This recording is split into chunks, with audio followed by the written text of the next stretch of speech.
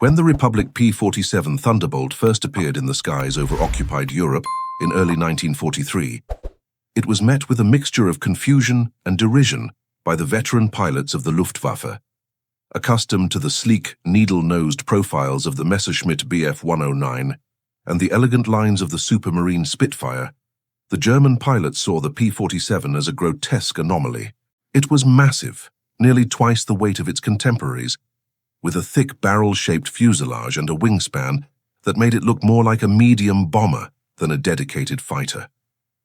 The Luftwaffe pilots mockingly nicknamed it the Fliegende Badewanne, the flying bathtub, or the Milchkrug, the milk jug.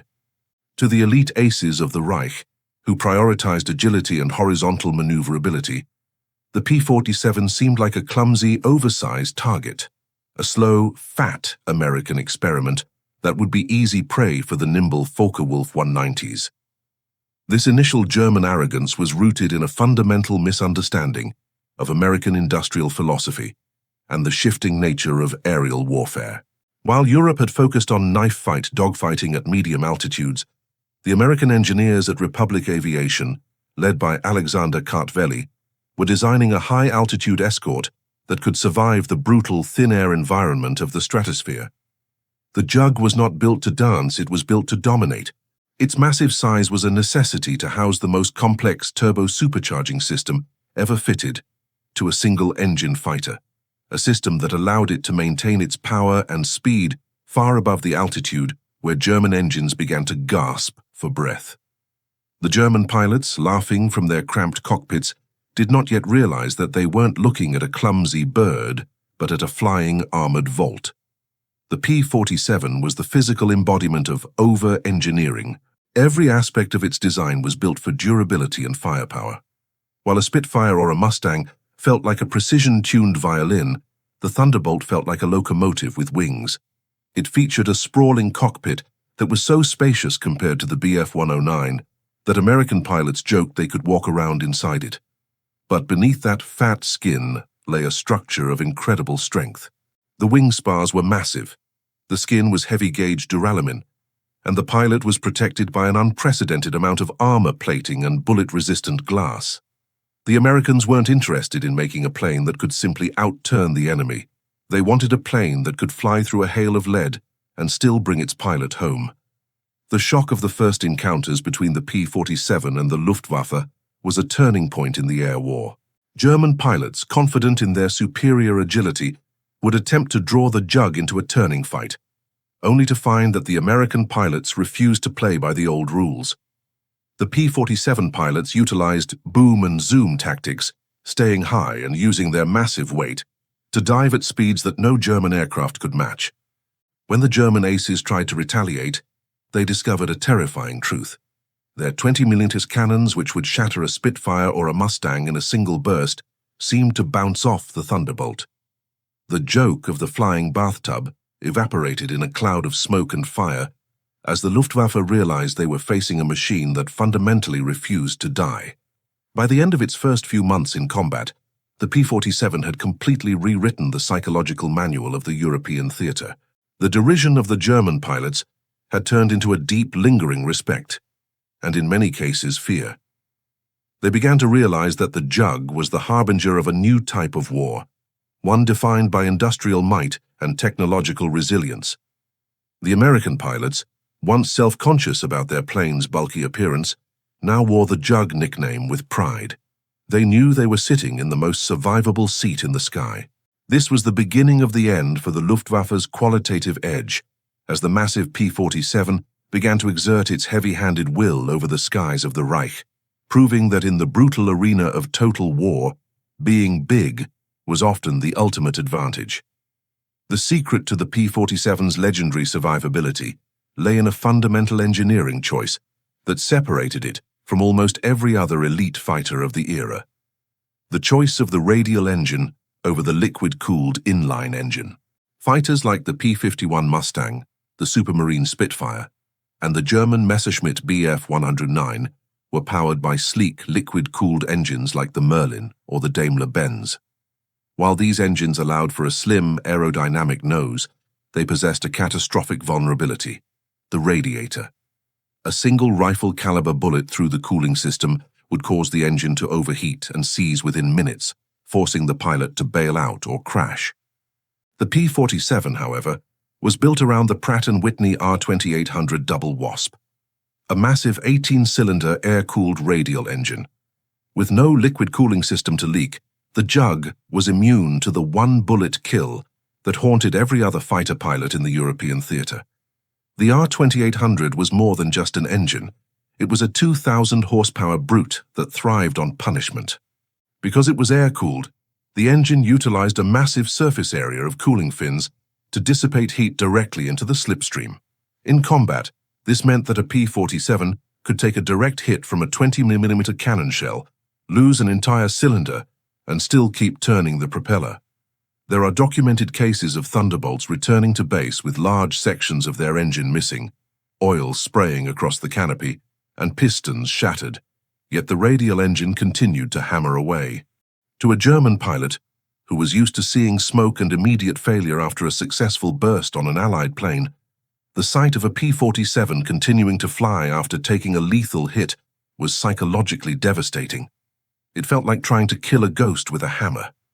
Beyond its ruggedness, the P-47 was a masterpiece of internal volume management, designed to protect its most vital components from enemy fire. The massive fuselage was not empty space.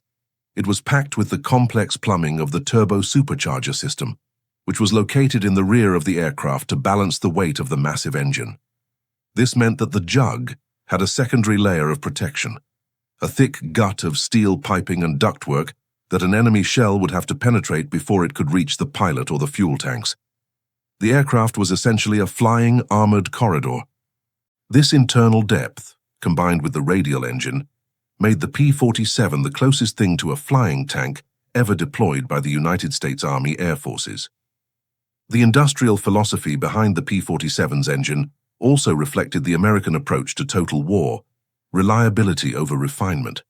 While European engines were temperamental and required constant tuning, the Pratt & Whitney R2800 was a workhorse that could be maintained in the mud of a frontline airfield by a teenager with a wrench.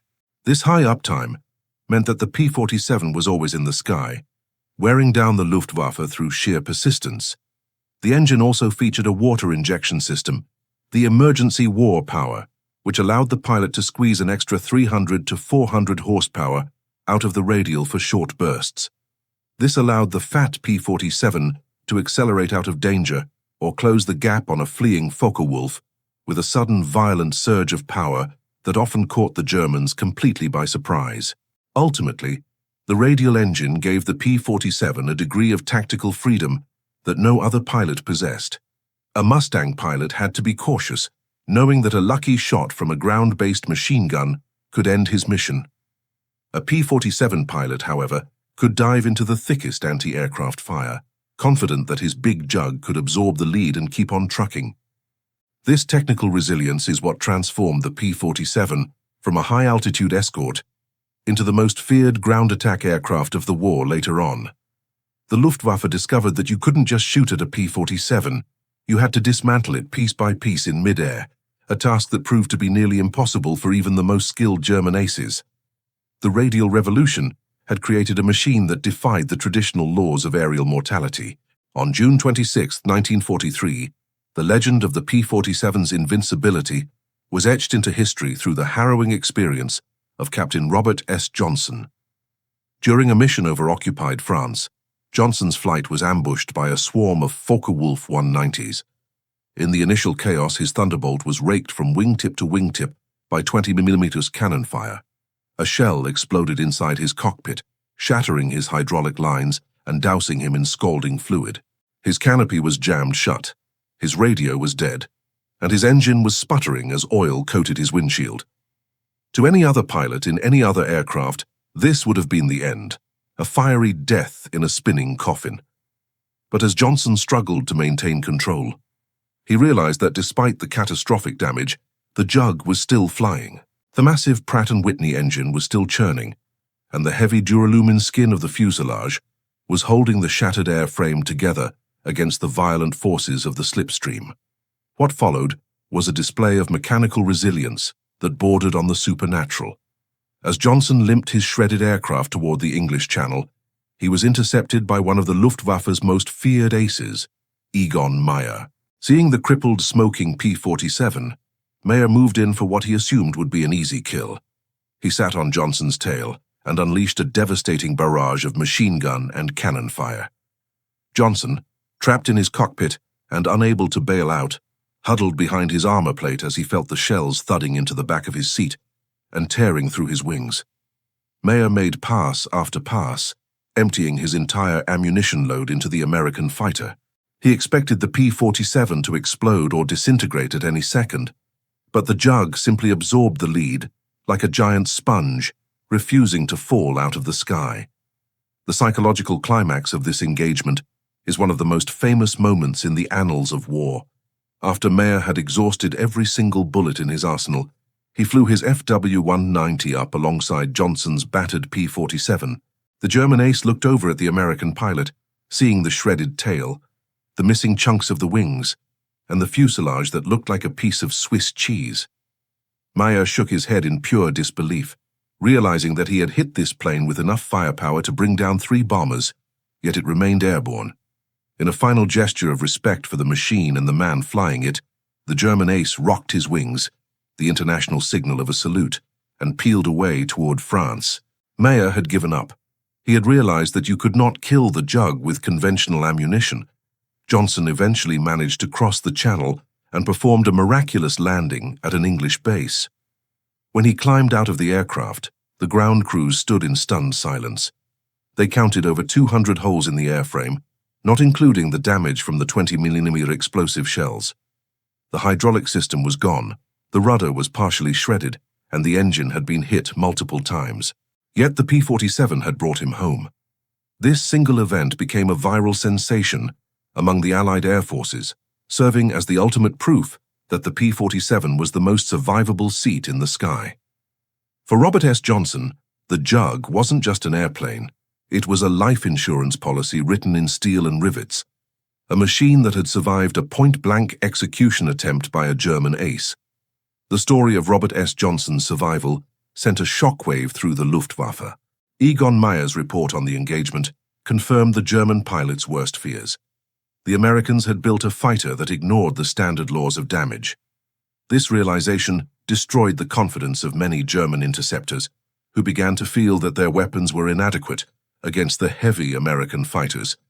Meanwhile, for the American pilots, Johnson's miracle became a rallying cry. It fostered an aggressive, fearless flying style, as they knew they could take risks that would be fatal in a Spitfire or a Bf-109. The P-47 had proven that in the brutal arithmetic of war, durability was just as important as speed. The unstoppable Jug had transitioned from a nickname to a documented fact, and the Luftwaffe knew the sky over Europe would never be the same. The P-47 Thunderbolt, despite its massive size and weight, possessed a tactical advantage that few German pilots ever truly mastered: its unparalleled dive speed. While German fighters like the Bf-109 and FW-190 were designed for horizontal maneuverability and energy retention in traditional dogfights, the P-47 was built to exploit the vertical dimension of air combat. American pilots quickly learned that trying to outturn a nimble FW-190 was a fool's errand. Instead, they adopted the boom and zoom tactic, utilizing the P-47's immense weight to dive out of the sun at speeds exceeding 550 mph, often pushing close to the sound barrier in compressed air. In these vertical engagements, the Jug was not a flying bathtub. It was a flying brick that fell faster and hit harder than any other single-engine fighter of the war. The secret to the P-47's phenomenal dive performance lay in its sheer structural integrity and the power of its massive engine. The P-47 was designed with robust wings and a fuselage that could withstand extreme G-forces without fluttering or tearing apart. This meant that while a Bf-109 pilot would have to pull out of a high-speed dive at relatively low altitudes to avoid structural failure, a P-47 pilot could sustain a steeper, longer dive, building up a colossal amount of speed and energy. The turbo supercharger system, located in the rear fuselage, further contributed to this dive capability by ensuring that the engine continued to receive dense, compressed air even at high altitudes, preventing power loss and allowing for rapid acceleration as the aircraft plunged toward the Earth. This combination of structural strength and raw power made the P-47 an unstoppable juggernaut in the vertical plane. When a P-47 committed to a dive, it became a terrifying blur, its speed often exceeding that of any German fighter attempting to escape. German pilots found themselves unable to shake a diving Thunderbolt. If they tried to dive with it, their lighter airframes would begin to flutter and break apart as they approached terminal velocity. If they tried to turn, the P-47 could simply continue its dive, overshoot, climb back to altitude, and then dive again, perpetually holding the energy advantage. This energy fighting technique was revolutionary, turning the P-47's apparent clumsiness into its greatest weapon. The speed differential allowed P-47 pilots to dictate the terms of engagement, forcing the German fighters into defensive maneuvers that often led to their destruction. At the end of that blistering dive, the P-47 brought to bear its terrifying firepower, 8 50 caliber M2 Browning machine guns, 4 in each wing. Unlike the relatively slow-firing 20mm cannons of the FW-190, the 50 calibers fired at an astonishing rate of 800 rounds per minute per gun, creating a wall of lead that could literally disintegrate an enemy aircraft. The German pilots, if they survived the dive, would then find themselves in the crosshairs of a synchronized storm of steel. The P-47 didn't need to maneuver intricately. It just needed to point its nose and unleash a barrage that could tear off wings, shatter engines, and turn a Bf-109 into a cloud of shrapnel. The Jug wasn't designed for elegance. It was designed for overwhelming, brutal efficiency. The psychological impact of this diving capability was profound. German pilots quickly learned that engaging a P-47 on its own terms, especially from above, was suicidal. P-47 pilots, on the other hand, developed a swagger born from the knowledge that they could disengage from any fight by simply pointing their nose down. This freedom to choose the fight, coupled with their plane's legendary resilience, transformed the P-47 into the ultimate alpha predator in the skies over Europe. It proved that in the brutal mathematics of aerial combat, sheer mass and the ability to convert altitude into speed and raw firepower were often far more effective than delicate agility. The flying bathtub had mastered the physics of gravity, turning itself into a hammer that smashed the Luftwaffe's morale one dive at a time. The transformation of the P-47's reputation within the ranks of the Luftwaffe is one of the most dramatic psychological shifts of the air war. In the beginning, German pilots who prided themselves on the finesse of their Messerschmitts laughed at the American arrival. They viewed the P-47 as a symbol of American industrial clumsiness, a nation that couldn't build a real fighter and instead simply bolted the biggest engine possible to a massive armored box. This arrogance, however, was quickly replaced by a cold, hard resentment. As the Jugs began to dominate the high-altitude escort lanes, German pilots realized that their traditional advantages in dogfighting were being neutralized by a foe that simply refused to play by the rules. The laughter died in the cockpits of the Reich as the German aces found themselves struggling to kill a machine that seemed to mock their very best efforts. German combat reports from late 1943 and 1944 began to reflect a growing obsession with the P-47's unnatural durability. Veteran pilots, some with dozens of kills against Soviet and British aircraft, noted with mounting frustration that the Thunderbolt could sustain damage that would have disintegrated any other plane in the sky. One Luftwaffe report famously described the P-47 as having the hide of a rhinoceros and the heart of a steam engine. The German pilots found it demoralizing to land a perfect deflection shot, see the 20mm explosive shells hit the Americans' wing or fuselage, and then watch as the Thunderbolt simply continued its mission without even losing formation. This lack of visible success began to wear on the nerves of the Luftwaffe as they felt they were fighting an enemy that was essentially cheating death. The tactical frustration was compounded by the P-47's performance in the thin air of the stratosphere. While the German Bf-109G series was a capable interceptor, its performance dropped off significantly at the altitudes where the B-17 bombers flew. The P-47, equipped with its massive turbo supercharger, remained fast and responsive at 30,000 feet, effectively camping above the German defenders. German pilots often described the feeling of being hunted from the heavens. They would climb to intercept the bombers, already at the limit of their engine's capabilities, only to find the fat Thunderbolts diving on them from even higher altitudes. The German nickname for the P-47 changed from the flying bathtub to the more respectful and fearful monster, or der Dicke, the fat one, acknowledging that its size was a source of power, not weakness. This shift in perception led to a change in German engagement doctrine. Luftwaffe commanders began to issue warnings to their pilots. Do not attempt to dive with the P-47 and avoid head-on passes at all costs. The head-on pass, which was a favorite tactic of German aces against heavy bombers, was suicidal against a P-47. The 850 caliber machine guns of the Jug created a concentrated stream of lead so dense that it could shred a German fighter's engine and pilot before the German could even bring his single nose-mounted cannon to bear.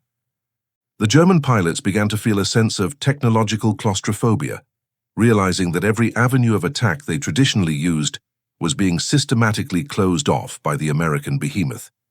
By the time the war reached its final year, the P-47 had become the great equalizer in the minds of the German airmen. They respected the Spitfire for its beauty and the Mustang for its range, but they feared the Thunderbolt for its sheer, stubborn refusal to fall. Even the top German aces like Adolf Galland recognized that the P-47 was a masterpiece of total war engineering, a plane designed not to win a sports competition, but to win a war of attrition. The Luftwaffe's reaction to the P-47 was the ultimate validation of American design. The Germans hated fighting it because they couldn't stop it, and they couldn't stop it because it was built to endure more than they could ever dish out. The milk jug had become the executioner of the Luftwaffe's remaining confidence. As the Allied air campaign shifted from high-altitude escort to the direct support of the advancing ground forces after D-Day, the P-47 Thunderbolt found its true, most lethal calling. While the P-51 Mustang took over the long-range escort duties, the Jug was unleashed upon the German army as a low-level ground attack monster. This was the most dangerous type of mission a pilot could fly, screaming across the landscape at treetop level, directly into the teeth of concentrated small arms fire and light anti-aircraft guns. For a liquid-cooled fighter like the Mustang, a single stray bullet from a German infantryman's rifle hitting the radiator meant the end of the mission. But for the P-47, with its air-cooled radial engine and massive armor, these missions were where it became a legend. The Thunderbolt became the juggernaut that cleared the path for Patton's Third Army, transforming the German retreat into a gauntlet of fire and steel. The P-47's ability to carry an astonishing amount of ordnance was what made it the premier fighter bomber of the Western Front. It could carry two 1,000-pound bombs, or a combination of 500-pounders and unguided M8 rockets, in addition to its 850 caliber machine guns. This payload was nearly equivalent to that of a twin-engine medium bomber, yet it was delivered by a single-pilot fighter that could dive at 500 miles per hour. When a flight of P-47s arrived over a German column, it wasn't just an air raid, it was an industrial-scale demolition. The 8 machine guns alone were capable of shredding light armored vehicles and turning supply trucks into Swiss cheese.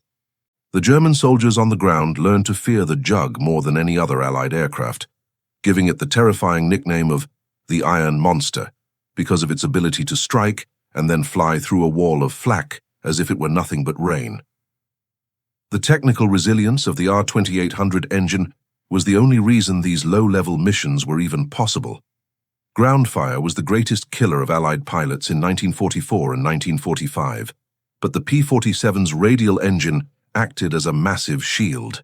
Pilots would often return from strafing runs with their engine cylinders shattered, their cowlings riddled with holes, and even their wing spars twisted by German 20mm flak, yet the Jug would still be purring.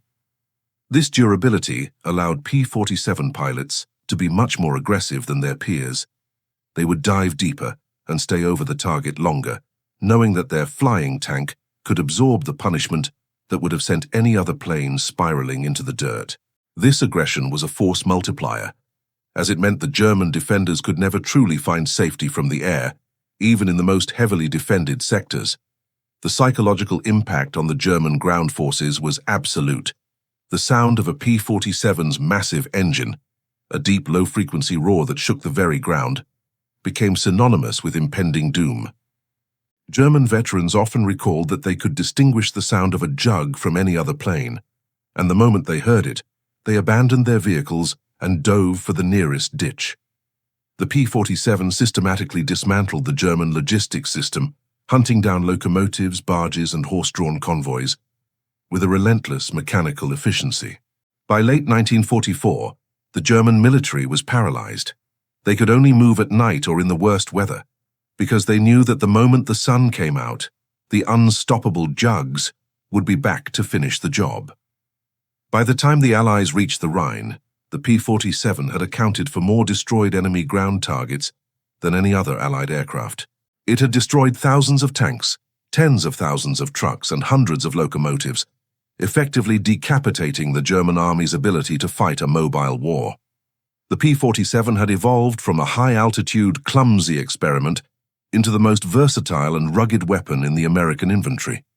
It proved that in the final stages of a total war, the most valuable asset was not the fastest or the most agile plane, but the one that could take a hit and keep fighting. The milk jug had become the ultimate hammer of democracy, a machine that paved the way to Berlin with the wreckage of everything that tried to stand in its path. To truly appreciate why the P-47 Thunderbolt became the indestructible icon of the 45-65 age demographic, one must look past the wings and dive deep into the mechanical philosophy of the engine. In the 1940s, the aviation world was divided into two distinct engineering camps: the inline enthusiasts and the radial purists.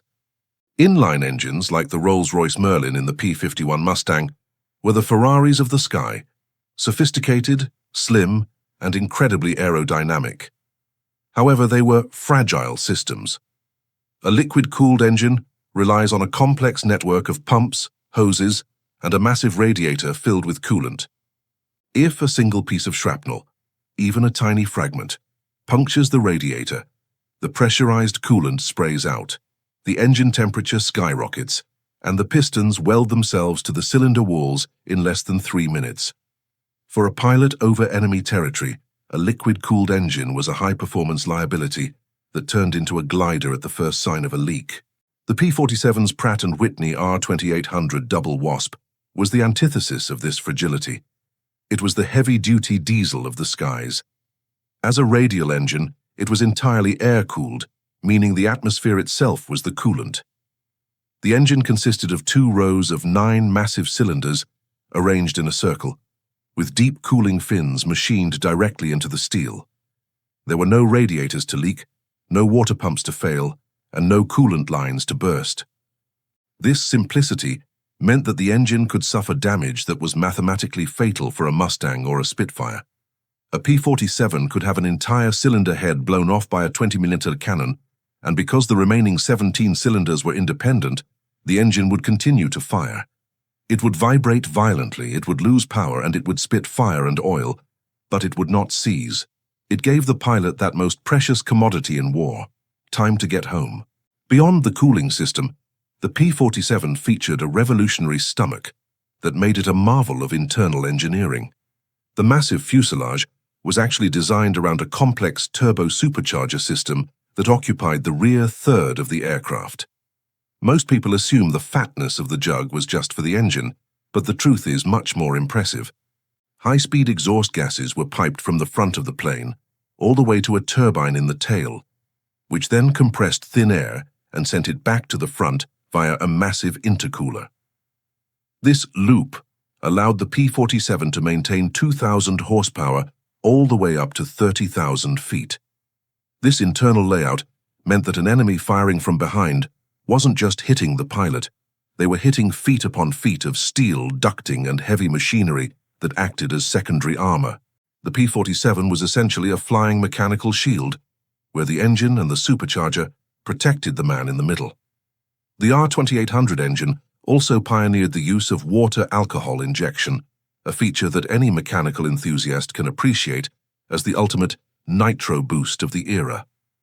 By injecting a mixture of water and methanol into the cylinders, the engine could run at higher pressures without detonating, effectively allowing the pilot to overclock the engine for 5 to 10 minutes of frantic combat.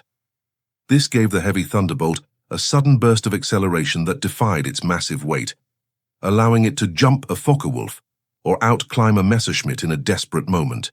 This wasn't just a plane, it was an industrial power plant that gave its operator a level of control and mechanical headroom that was unheard of in the sleek, delicate fighters of the European theater. Ultimately, the technical debate between radial and liquid-cooled was settled by the survival rates on the Western Front. While the Mustang was the glamour girl that could fly to Berlin and back, it was the Thunderbolt that crews trusted to fly through a wall of steel at 50 feet off the ground. The 45-65 age group appreciates the P-47 because it represents a time when American engineering favored overmatch and redundancy. It was the ultimate jars of clay machine, strong enough to hold the fire and tough enough to bring it back. The P-47 proved that in the chaos of battle, sophistication is useless if it's fragile, and bulk is beautiful if it keeps the pilot breathing.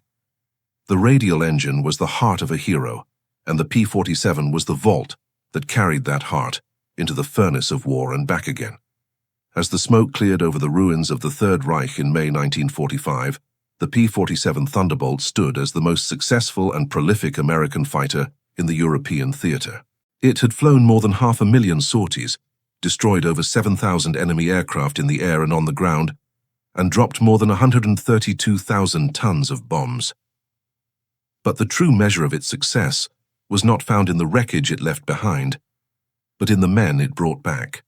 The Jug ended the war with the lowest attrition rate of any Allied fighter, proving that its massive, armored bulk was the ultimate investment in human life.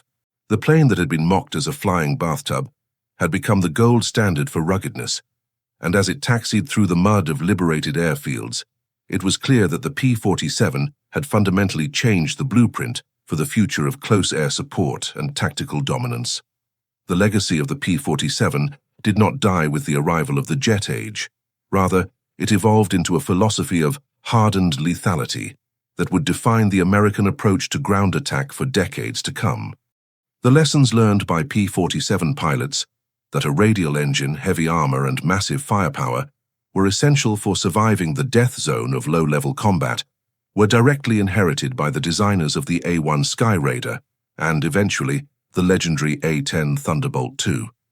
The A-10 was named specifically to honor the P-47, carrying forward the spirit of the unstoppable Jug with its massive GAU-8 cannon and its ability to fly with half its wing missing. The P-47 established the DNA of the Warthog, proving that there will always be a place on the battlefield for a machine that prioritizes staying power and brute force over delicate speed. Historically, the P-47 also represents the absolute peak of American industrial overmatch.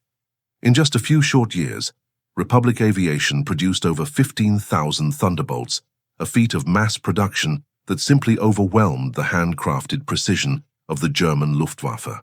The P-47 was the physical manifestation of the arsenal of democracy, a machine that combined high-tech supercharging with the simplicity of a tractor. It was a weapon designed for a nation that didn't just want to win battles, but wanted to crush the enemy's ability to resist through sheer unrelenting persistence. The 45 to 65 age group views the P-47 as a symbol of an era where made in America meant something was built to survive the end of the world, and the Jug remains the most potent example of that engineering creed. The transition of the P-47 into the post-war era saw it serving in the air forces of over 20 nations, from Brazil to Turkey, continuing to prove its worth in various brushfire conflicts long after the Messerschmitts and Spitfires had been relegated to museums.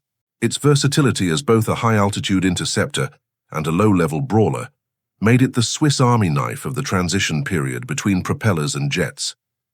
Even as the sound of the R2800 radial engine was replaced by the whine of the turbine, the legend of the P-47 continued to grow in the stories of the veterans who flew it.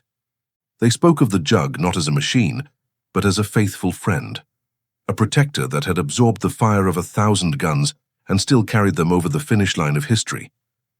In the final analysis, the P-47 Thunderbolt remains the ultimate iron monster of the skies. It was the plane that broke the back of the Luftwaffe not by being fancier, but by being tougher.